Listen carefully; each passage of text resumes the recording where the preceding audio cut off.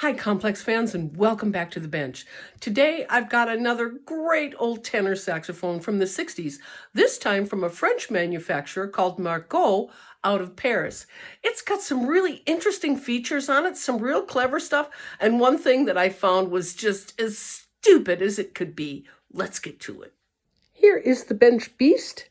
This instrument is not silver-plated, despite its silvery appearance. It is nickel-plated. Nickel plating is much more robust than silver plating. But let's get to some of the cool features here. First, let's go up to the neck. And look, it's got an extra piece here.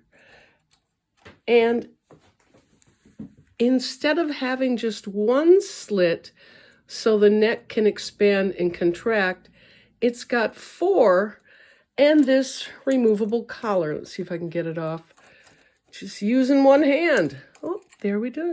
The mechanism it takes for the player to close the low B flat, the low B, and the low C sharp, often called the bell keys, just by using their left-hand little finger by depressing one of these keys, has undergone the most change and metamorphosis since the saxophone was first invented.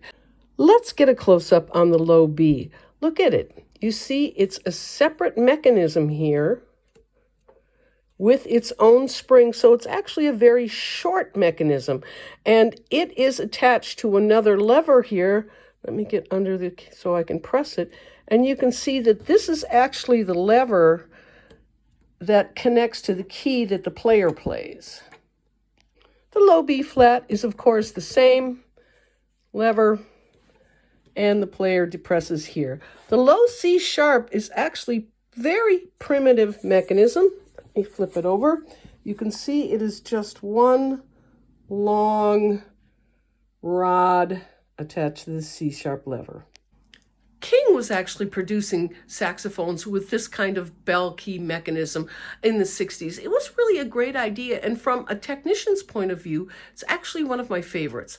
Bell keys tend to twist as they come down because they're usually made of one big long rod like that long C sharp that you saw and a great big pad. So when the player presses it, everything sort of twists and the pad can be challenging to seat. With this mechanism, it is much, much shorter. And because it's much, much shorter, there's much less twist going on as the pad comes down to cover over the tone hole. There's a lot more to say about this instrument, and so I'm going to have to make a part 2 to this. If you've made it this far, thanks very much for watching, and I'll see you in part 2.